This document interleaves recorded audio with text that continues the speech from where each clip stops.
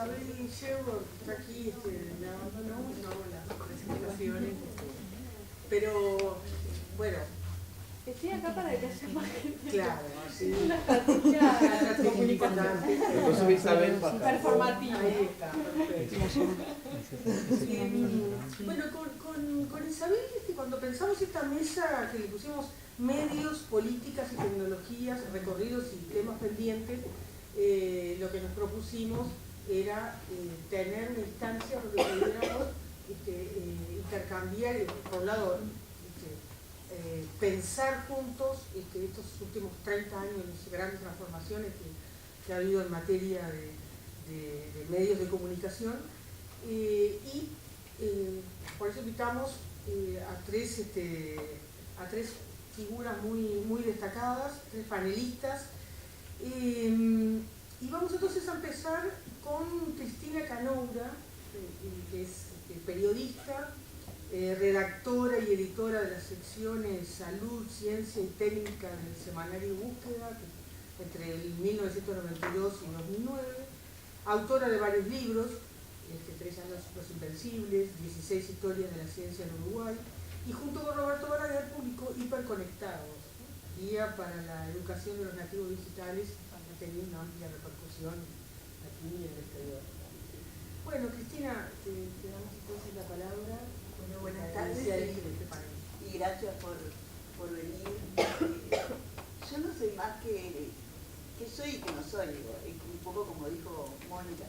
He sido periodista, me fui del país en el año 74 siendo maestra y regresé siendo periodista, y todo eso porque me lo permitió haberme insertado en una publicación que fue muy importante para mí, creo que para el periodismo latinoamericano, que fue Cuadernos del Tercer Mundo y la Guía del Mundo, y en ella trabajé desde el año 78 hasta el 85, que volvimos con ese proyecto Uruguay, que lamentablemente no prosperó, porque bueno, por lo mismo que vamos a ver por qué no prosperaron otros medios acá. Y el resto de mi carrera la hice en Búsqueda como periodista y editora de las páginas de salud. O sea que mis apreciaciones son muy subjetivas y muy como testigo de una época. Entonces yo quisiera como dividir mi exposición en 3 partes. En este recorrido que hacemos desde el 85 hasta hoy, ¿qué pasó con los medios? ¿Qué pasó con los periodistas? Con el periodismo, y qué pasó a nivel sindical referido al periodismo. Bueno, yo creo que al comienzo, en la salida de la dictadura, fue la eclosión de los semanarios y revistas, ¿no? La última de ellas transitó todos estos 30 años y cerró en el 2012 fue Guambia, que cerró cuando hoy Mónica decía nos falta revistas de humor, cerró cuando cerró Últimas Noticias y se acabó Guambia y se acabó el año pasado su espacio. Pero yo quería recordar que si bien Búsqueda precede a todos los semanarios y revistas, porque ya empezó a salir durante la dictadura, permanece hasta hoy, fue un poco el semanario que más en el tiempo se ha mantenido. No quiero dejar de mencionar a La Razón del Partido Nacional, Aquí, que ya había sido publicado antes y vinculado al Partido Demócrata Cristiano como sustitución de Opción, La Democracia, hasta 1989, con Alberto Zumagán como editor, Brecha en el 85 y hasta hoy, el digno heredero de Marcha, Hechos, que duró apenas 2 meses, el 15 de agosto del 86 al 3 de octubre del 86, que tenía a Nelson Alonso, a Casina y a Yamalú Fau. Mate Amargo, que había salido clandestino en la década de los 70, retomó en el 86 y salió hasta el 2002, y ahora tiene un formato digital, está en la web. Hecho en el periodo hasta el 90. Después de ya iniciados los 90, Postdata, por Manuel Flores Silva como editor, como director, que había creado Jaque, Caras y Caretas en el 2001, La efímera Riego País, que sacó Mario Ruzola y que quiso romper con la brecha de la distribución, falló desarrolló Voces en el 2004, Guambia, como ya mencioné, que dejó de salir definitivamente en el 2012, La República en el 88 y La República de las Mujeres al mismo tiempo, que sobreviven hasta hoy. Después El Observador en el 91, en el 92 reabrió el diario El Día que había sido clausurado antes, para terminar de cerrar en el 93-94 ya con toda su maquinaria rematada. Y yo creo que ese auge fueron como el propio mercado lo fue reacomodando, es decir, seguíamos siendo la misma cantidad de público lector de diarios para leer esta vorágine de semanarios y de revistas, y bueno, ahí los zapallos se fueron acomodando lamentablemente. Yo creo que la retracción del mercado, el país era otro, el país de los lectores de diarios, a la salida de la dictadura era otro, y entonces ya no había tantos lectores. Y en detrimento de eso, o junto con eso, el auge de la radio como medio de información, que curiosamente, por lo menos desde mi punto de vista muy personal, la radio abreva en gran parte, en la mayoría de lo que la prensa escrita. Es decir, antes, es la gran diferencia, antes las radios eran productoras de noticias, antes de la dictadura, pasa la dictadura y la diario ahora, salvo muy contados programas, la radio abreva en la prensa escrita. Eso rápidamente. ¿Qué ha pasado con la profesión? Y esto, sin querer ser autorreferencial, a la salida de la dictadura fue la eclosión de las universidades formadoras de ciencias de la educación, ¿no? Amplio, designación para categorías profesionales que siguen insertadas en el medio, no como comunicadores, sino como periodistas, periodistas de televisión, periodistas de radio. Bueno. Junto con ese fenómeno, y autorreferencial porque yo soy de la generación que lamentablemente no pasó por la Facultad de Comunicación, me formé con maestros, con maestras que me fueron formando. Junto con la eclosión de los egresados de estas carreras de la comunicación, desapareció lo que a mi gusto es una falta grande en los medios, los maestros, el maestrazgo desapareció. Creo que los últimos exponentes de maestros en medios de comunicación fue Carlos López Mateo en El Observador, sigue siendo medio rayado Daniel Llanet en Búsqueda, Alcina TVNet en El País, donde ellos sacaban buenos o no sabían. Y era rigor y aprendizaje puro. Yo volví al Uruguay donde todavía había discusiones en las redacciones de los diarios, donde se discutían los temas, donde se analizaban. Bueno, me fui de Búsqueda en el 2009 y eso un poco había desaparecido. No conozco cómo sigue siendo la dinámica de otros medios, pero el intercambio y la discusión de temas, eso ya prácticamente no existe. Las nuevas tecnologías, yo me acuerdo que cuando volvimos, y perdonen que sea autorreferencial, en Brasil, yo venía desde Brasil, en Brasil ya se usaba correo electrónico, ya se está usando. Y nosotros vinimos con correo electrónico, con aquellos cables que uno conectaba a un módem y hacía unos ruidos espantosos, interferencias, qué sé yo. Bueno, acá todavía el primer sistema salió de la universidad y todavía, ¿no? Ni soñando. Eso cambió mucho la profesión, cambió desde distintos ángulos. Primero, el acceso a las fuentes. Yo misma, este recorrido que hice por los semanarios que habían salido en el quinquenio 85-90, me hubiera llevado bastante más tiempo, o tenía que haber recurrido a memoria ajena para que me ayudara a recordar, o tendría que haberme ido a la biblioteca, o tendría que haberme ido al Palacio Legislativo, o tendría que, ¿no? Ahora Internet acerca al periodista a su fuente.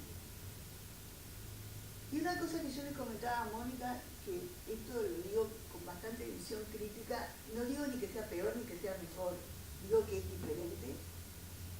El periodista muchas veces no conoce a su fuente, frente a frente. De repente en una fiesta de fin de año le presentan a fulano de tal, mira, yo soy fulano, fulano de tal que te conozco. Es decir, el periodismo de calle, de boliche, de charla, se sustituyó por un periodismo, no digo que se haya sustituido en su totalidad, pero sí en gran parte por el periodismo telefónico, ¿no? Y la búsqueda de cosas en internet, y de background en internet, que eso tiene sus riesgos. Yo siempre cuento un caso que hubo en búsqueda con un colega a quien estimo mucho como profesional, que en el fragor de un miércoles de noche tenía que hablar con Rila. Y entonces, en lugar de pedir al resto de los colegas a ver si alguien tenía el teléfono de Rila, buscó en la guía. José Rila. Y habló con Rila. Sí, pero el jefe, ¿no? Y transcribió lo que Rila le dijo. Con dibujito y todo. Y salió a lo que veía en búsqueda. Y al otro día, Rila, en la Universidad Católica, todo el mundo le decía, vos, las cosas que hiciste. No, sí, en búsqueda de hoy. ¿Cómo en búsqueda de hoy? Yo no hablé con búsqueda. Claro. Y es cierto, el colega en el fragor de la batalla había hablado con un Rila. Llamó y le dijo, José Rila, vinculando de tal de búsqueda. Muy bien. Mire, yo tuve una 33 que no me tenía mucha ganas de hablar. Y era un tipo informado, además. Y habló. Entonces, eso, era como, sigue siendo impensable ahora, bueno, eso sucede porque sucede por muchas causas que no es tan simple como el teléfono y una guía y más complejo que eso. Pero lo cierto es eso, que se ha despersonalizado un poco el tema del ejercicio cotidiano. Y ha sucedido también otro fenómeno que es gran tema de discusión entre los periodistas, si es mejor un periodista especializado que un periodista no especializado, por área, me refiero. A mí me ha marcado mucho esa escuela de búsqueda de haber sido especializado y creo que tiene sus ventajas, tiene sus desventajas. Tiene sus ventajas porque uno le permite hablar con propiedad de un área y hacerse de buenas fuentes. Tiene la desventaja que uno termina, si no tiene la visión amplia de enriquecerse de cultura en general, de volverse un poco monotemático. Pero eso marcó punta en el periodismo de las 2 últimas décadas, diría, que es la aparición de páginas especializadas, y no es porque las haya hecho yo, sino porque realmente eso no existía.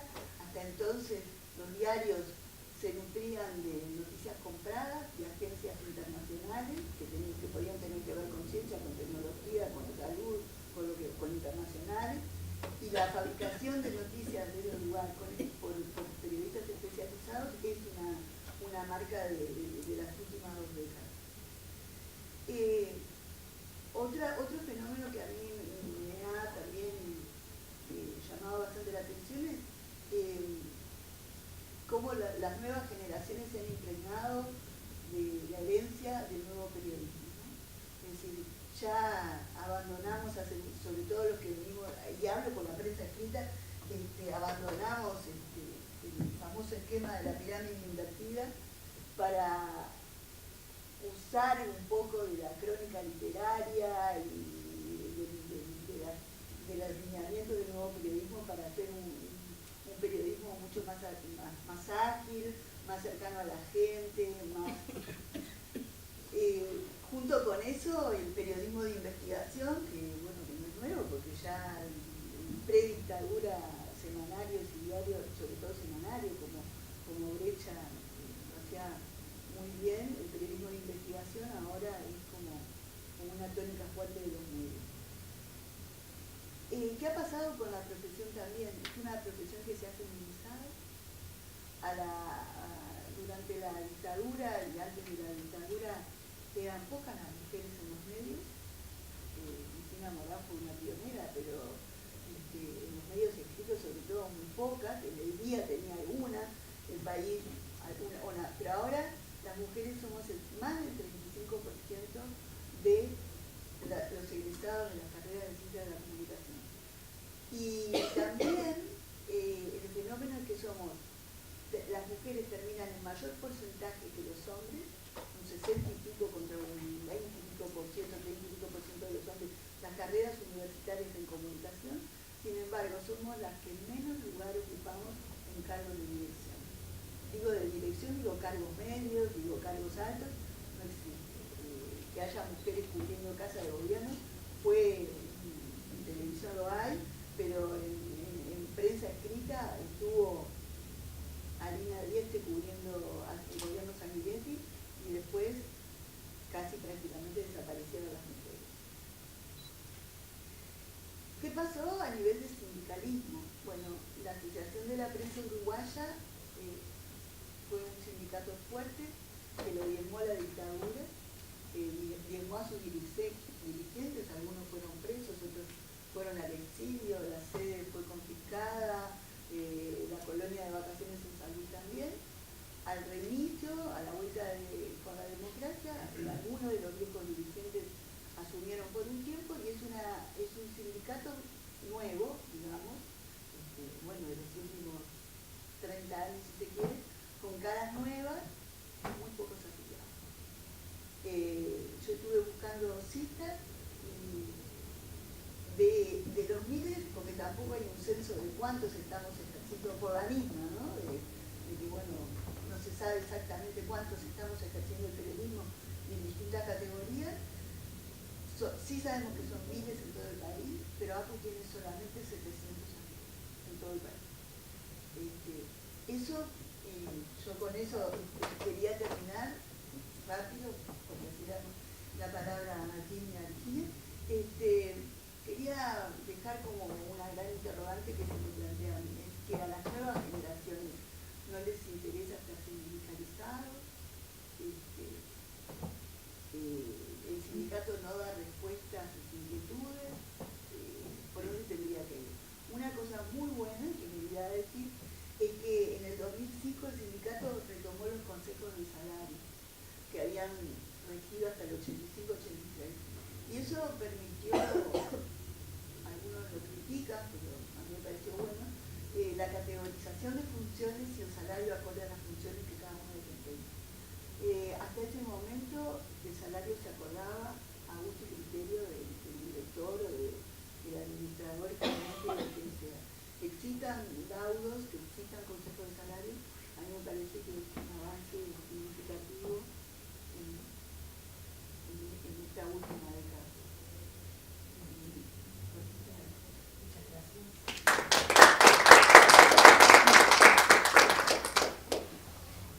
Bueno, le damos la palabra a Virginia Martínez. Virginia Martínez es autora de varios libros sobre el pasado reciente, ha dirigido importantes documentales y obras audiovisuales y ha sido directora de TV Ciudad y de TNU, o sea, en su condición de que ha estado en momentos importantísimos, tanto en la televisión pública como también en la producción audiovisual, bueno, vamos a escuchar su aporte sobre estos 30 años en este campo audiovisual. Bueno, buenas tardes. En primer lugar, decir que cuando Isabel me invitó a participar, me pareció muy pertinente el tema de la mesa y a su vez también aclarar que es un asunto sobre el cual yo no he investigado en una zona todavía más general de debilidad de investigación, ¿no? Sobre el tema de la mesa, pero yo en particular, como que en círculos, no he investigado. Todo lo que puedo compartir con ustedes es a partir de lo que ha sido mi desempeño en tareas de dirección en medios de comunicación públicos, que son iguales que los privados, Y bueno, eso es lo que tengo para compartir. Sí que pensé, más allá de que no he investigado, preparé un poco a ver cuáles eran los temas que hacen a esta convocatoria. Entonces, traté de organizarlos en dos sentidos. ¿Dónde están los cambios del 85 a la fecha y cuáles son las líneas de continuidad, las inercias, lo que no ha cambiado? De más está decir, y es casi una obviedad, que nunca podemos hablar del 1 de marzo del 85, porque ni siquiera en algunos aspectos políticos institucionales muy claros no hay un mojón, mucho menos en estos que son procesos donde hay transformaciones económicas, simbólicas, productivas. Entonces tomamos un periodo general, por eso digo del 85 hasta la fecha, porque hay una cantidad de cambios que se van dando dentro de esos 30 años. Si miro lo que cambió, bueno, en primer lugar tenemos algo de lo que planteaba Cristina, ¿no? Nosotros estamos en una situación caracterizada como de revolución digital, con cantidad de medios de comunicación y de formas que hacen que nosotros tengamos hoy mucho más información de la que podemos consumir, y mucho más información, no digo que sea mejor, pero más información e información que teóricamente llega en directo a todas partes, aunque no todo el mundo la pueda consumir, pero sí mucho más información que antes. Y si tuviera que hacer dos puntos en el tiempo, diría, de aquella era en la que yo me formé como lectora en mis 20 y pocos años, que fue el auge de los semanarios. Había un semanario y más para cada día de la semana, sacando el fin de semana, a la era del portal de noticias, la era del portal periodístico. De una situación que nosotros tenemos hoy, por ejemplo, de una empresa que a la salida de la dictadura era todavía UTEANTEL y se ocupaba de la telefonía y todavía existía problemas para el acceso al teléfono, ¿no? Pero aquella cosa con la que yo me crié, que en tal barrio no hay bordo, ¿no? Era una especie de telequia misteriosa, a la empresa de comunicación de los uruguayos, que es una empresa que ya traspasó la telefonía y es una empresa productora de contenidos, que esa es una nueva categoría, el contenido, cuya plataforma puede ser múltiple, ¿no? Es de prensa escrita, es de televisión, es de teléfono inteligente, es de internet. Entonces eso es realmente, me parece que un cambio sustancial que se fue dando a lo largo de estos 30 años. Esos cambios también han traído cambios radicales en el lenguaje. Un poco lo planteaba Cristina para la prensa escrita y también para la televisión. Por ejemplo, la aparición de nuevas categorías para mí, y esto es una definición o una apreciación absolutamente personal, una supuesta información bajo el género del infotainment, o sea, el género híbrido, fronterizo, que mezcla la información con el entretenimiento, en un cambio de lenguaje, y más que de lenguaje, en un cambio de finalidad, que es lo que los teóricos de la comunicación desde hace bastante tiempo llaman la neotelevisión, la televisión que ha transformado la información en espectáculo. Piensen ustedes entre si tomo un poquito antes de la salida de la dictadura, el debate del plebiscito del 80, de los rinocerontes, con Ponce Echeverri, con Yacosa fumando, con Omar de Feo, esa cuestión estática, analítica, racional y santo y seña, con un personaje como Gustavo, no lo estoy calificando, estoy describiendo, ¿no? Donde pero sí hay un cambio en el sentido de que es una información o un abordaje de la información que va por el lado de lo individual, de lo vivencial, de lo espectacular. ahí ha habido un cambio sustancial en la producción de información en los medios, en la producción de opinión en los medios, así como todo lo que es la incorporación de los mecanismos de compulsa de la opinión pública, de las encuestas, del vínculo con el público, formas que son posibles porque hay una base material, tecnológica que antes no existía. De la aparición en la televisión o la preeminencia o del especialista, del panelista, que eran todas cuestiones que antes no existían. Todo esto también ha hecho una nueva forma, o la aparición o la profundización, la extensión, la naturalización del marketing político. Una relación muy, muy estrecha entre la política, los políticos y los medios de comunicación. Los medios de comunicación como lugar privilegiado de la acción política, que no solamente informan, sino que crean encuentros y desencuentros. Pedro Bordaberry, que se le aparece a Tabaré Vázquez en el acto, la bandera de la calle Pou, las polémicas por Twitter, el tuitear como forma de acción, de generar temas, de imponer temas, todas cosas que son propias, bueno, de esta nueva tecnología y que no existía. Luego, creo que también en estos 30 años se ha dado algo que se ha profundizado y que ha dado un salto importante, que es la agudización de las lógicas del mercado y de la mercantilización en los contenidos y en el funcionamiento de los medios de comunicación. Y quiero poner un ejemplo o dos evidentes y clarísimos de lo que significaba el fútbol, por ejemplo, ¿no? Donde los programas deportivos le regalaban 1 kilo de yerba al jugador de fútbol más destacado de la etapa, a la privatización del fútbol, Tenfield, BTV. Lo mismo cabe para el carnaval, de una manifestación de cultura popular marginal absolutamente, que a lo largo de estos años, empezó antes de la salida de la dictadura, pero que a lo largo de estos años fue resignificándose y prestigiándose, como por ejemplo la murga, a la privatización del carnaval y en general de la cultura popular, ¿no? La vuelta ciclista, el básquet, no sé, va quedando la criolla. Entonces todo eso es un fenómeno que puede no parecer político, pero que lo es, y que ha sido una línea de cambio en estos años.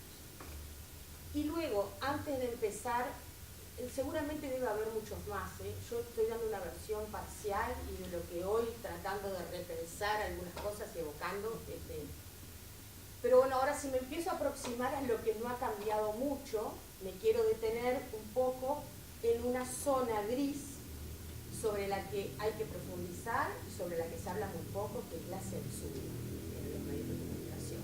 La censura, que es un mecanismo, un método de gobierno y de control durante la dictadura, ¿cómo se transformó?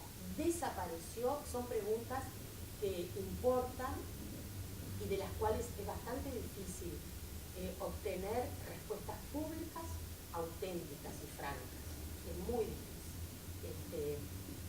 Está claro que no estamos hace mucho tiempo, que no sé, en el país desapareció el coronel Larroque de la DINAR, pero eso no quiere decir que haya desaparecido la censura o la autocensura. Y creo que es un tema para investigar, porque hay algunos sujetos temáticos que han estado ausentes de la televisión, al menos de la televisión privada. Y durante muchísimos años los derechos humanos, las violaciones a los derechos humanos, estuvieron ausentes de las coberturas. Y si pudiéramos trabajar sobre los archivos, veríamos cómo hasta finales de los 90 eran supuestamente secuestrados cuando en algún momento se mencionaba, ¿no? Tenemos el caso claro de censura al spot Sara Méndez durante la campaña por el voto verde. Tenemos esta ausencia que estoy planteando y que podría ser muy ejemplificable en lo que fue la no cobertura de la televisión privada sobre el caso Hellman hasta cierto punto. A partir de determinado momento, que no recuerdo si fue cuando hubo un pronunciamiento de Günter Grass o que empezó a existir, pero si no fue una cobertura de medios de prensa y no de la televisión. Y luego, a partir de determinado momento, cuando empiezan las excavaciones, ¿no? Donde en algún punto hubo casi una, para mi gusto, una cobertura desconsiderada, ¿no? Una banalización por aquello de la expectativa que parecía que el 5 de oro, ¿no? Que aparecen los restos. Pero ese es un tema que me parece importante, porque bueno, parecería que es la marca más clara en el tránsito de un régimen dictatorial a un régimen democrático, es la desaparición de la censura. Y bueno, lo dejo ahí porque me parece que se precisan voces para esta reflexión. Luego las cosas más claras en las que ha habido continuidad, a la salida de la dictadura en el 84 se plantea el pasaje de todo el área de telecomunicaciones al Ministerio de Defensa, que no era así, en el 84 que se hizo eso. En el 85 hubo un intento de sacar, de sustraer las telecomunicaciones del área de defensa y Sanguinetti lo vetó. Y esa situación permaneció incambiada hasta el año 2005. Digo, para todos los que se escandalizan con la ley de servicio de comunicación audiovisual. En este país, durante todo el periodo democrático, hasta hace unos pocos años, las comunicaciones estaban en el área de la defensa. O sea, luego creo que no ha habido cambios sustanciales o que se mantiene el esqueleto o la columna vertebral de lo que es la propiedad de los medios de comunicación. Hasta la aparición del cable, que es el primer gran quiebre, digamos, en realidad el reparto del cable se hace a favor de los canales privados abiertos. Pero bueno, quiero decir, surge un canal público, que es TV Ciudad, entre la fundación de Canal 5 en los 60 y TV Ciudad no había pasado nada. O sea, ahí hubo la aparición de una nueva televisión pública, aunque hubo un reforzamiento de la modalidad de propiedad de los medios en los tres medios privados y sobre todo en el último decreto de la segunda presidencia de Sanguinetti, cuando establece limitaciones para el ingreso, de hecho, para el ingreso de DirecTV. Luego, lo que tenemos también en este periodo es que hasta la Ley de Servicio de Comunicación Audiovisual, que fue aprobada, pero que tampoco falta reglamentar, el sistema de asignación de los medios siguió siendo el mismo, no hubo cambios, con renovaciones sistemáticas, pero no hubo cambios. Y por otro lado, creo que hay otro aspecto importante para mí, que es el Estatuto de la Televisión Pública. También pasa exactamente lo mismo. La sociedad uruguaya, el Estado y la sociedad, no han podido ni antes de la dictadura, ni durante la dictadura, ni después, generar un estatuto de televisión pública, donde esté clara la misión, donde esté clara y documentada, y no que pase un director y otro director, y como existe en muchos países, como se insiste acá en que cada vez que se abordan determinados temas, como el tema de la Ley de Servicios de Comunicación Audiovisual, se le hace sinónimo de ley de censura de contenidos, cuando no es eso, y que por otro lado, una tara que parece que tenemos es que se cree como que en el país los temas estos se discuten solo acá, cuando hay legislación desde hace mucho tiempo en muchos países y algunos insospechados. Entonces, creo que no hay ese estatuto que les decía de la televisión pública, con un documento donde se establezca cómo se financia, cuál es su objetivo, cómo se eligen sus autoridades, cómo da cuentas a la población, a la ciudadanía de sus cometidos. O sea, eso creo que es de las grandes, ya que estamos los pendientes, era uno de los títulos. Bueno, creo que si bien ha habido cambios, por supuesto, y cambios que algunos claramente registrables del 2005 a la fecha, me parece que esa ausencia de política sigue de una política para la televisión pública, sigue siendo una continuidad y una tarea pendiente para el futuro. No sé, en principio me quedo por acá y si después se preguntan.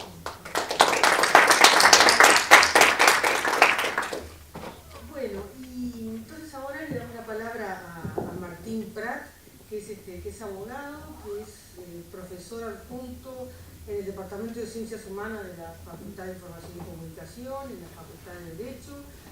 Es presidente del Consejo Directivo del Centro de Archivo y Acceso a la Información y presidente también del Consejo Honorario de Radiodifusión Comunitaria y además director de Derechos Humanos del CONICET. Y además nos acompaña ahora.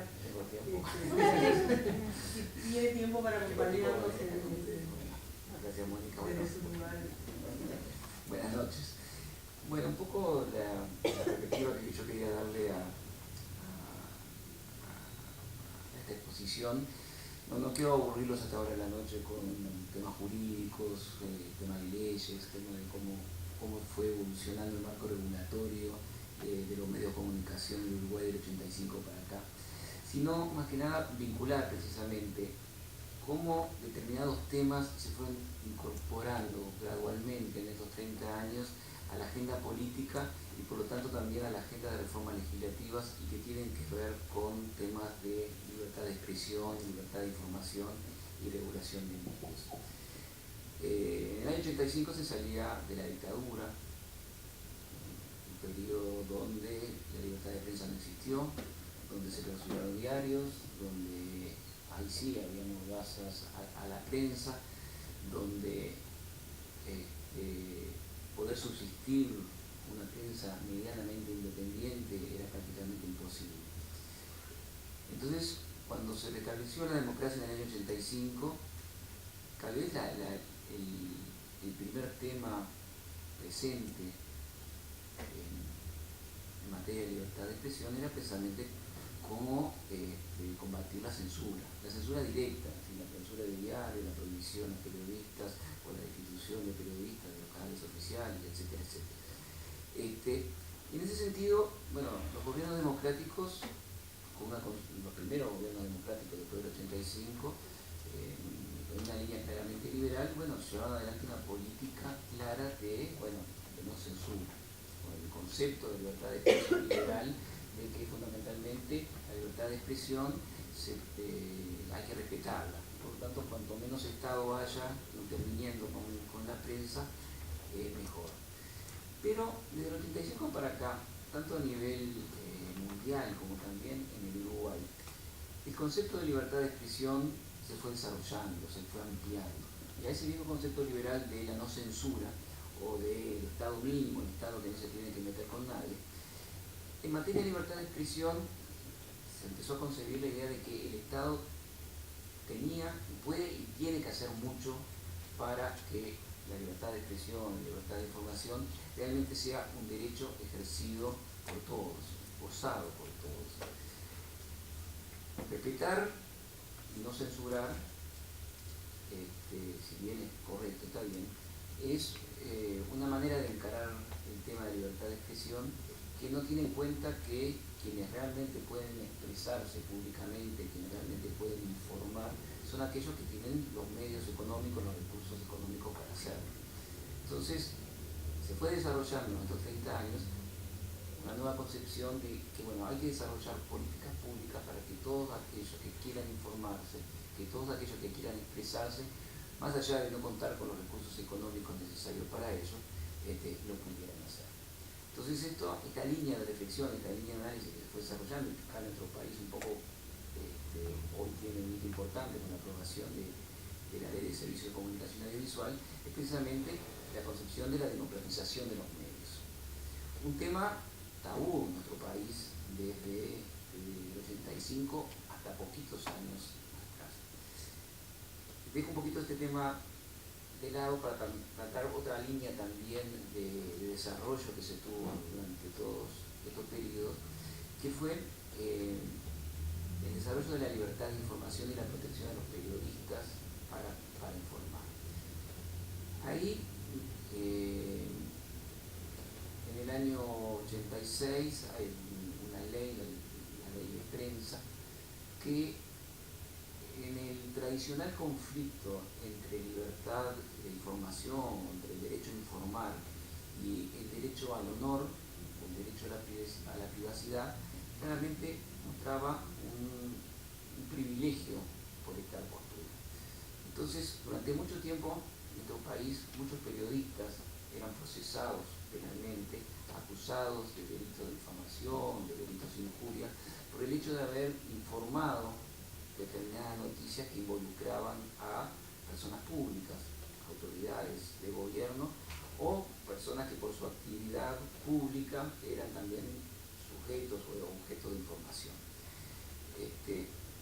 Esto llevó a movilizaciones amplias del gremio de la prensa, que también recién hace poquitos años se logró que se modificara esa ley de prensa, la dice en 1999, y realmente entrar a otra concepción donde, bueno, en temas de interés público, la libertad de expresión, la libertad de información puede ser prioritaria frente al derecho al honor o frente al derecho a la privacidad de determinadas personas.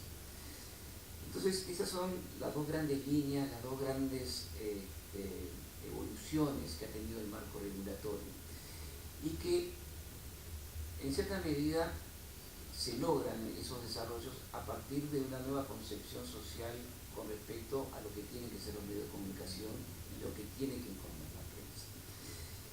De ahí entonces que la libertad de expresión comenzó a ser motivo de que grupos movilizados de la sociedad civil impulsaran reformas legislativas, o al menos, si no se consideraba que se tenía la fuerza necesaria como para impulsar esas reformas, al menos que hubiera desde el poder político una perspectiva diferente de determinados temas. En la década de los 90, por ejemplo, en este sentido, aparece en el escenario el movimiento de las radios comunitarias. Las radios comunitarias eran definidas a comienzos de los años 90 como radios piratas o radios clandestinas. Estaban prohibidas, perseguidas, sus equipos requisados y nunca más devueltos. Ahí un movimiento de radios comunitarias comenzó a organizarse y muy lentamente, muy gradualmente, fue logrando instalar el tema de los medios de comunicación y de la concesión de las frecuencias de los medios de comunicación radioeléctricos, no como un tema técnico, un tema tecnológico o un tema de derecho administrativo del Estado, sino como un tema de derechos humanos. Es decir, el movimiento de radios comunitarias logró instalar en la agenda política el tema de que los medios de comunicación son un instrumento, un soporte para el ejercicio de un derecho humano. Y ese movimiento de radios comunitarias logró, hacia el 2008, la aprobación de una ley que regula a las radios comunitarias, que no solamente es una ley que reconoce jurídicamente la existencia de este sector de la radiocomunicación, sino que, en primer lugar, establece que 1/3 del espectro radioeléctrico tiene que estar reservado a la radiodifusión comunitaria. Esto es importante porque hace que por primera vez se reconozca jurídicamente este sector que comparte, que tiene el derecho a compartir el espectro con el sector público y con el sector de la radiodifusión privada comercial. Pero además de lograr ese reconocimiento jurídico y lograr esa reserva en el espectro, esa ley de radiodifusión también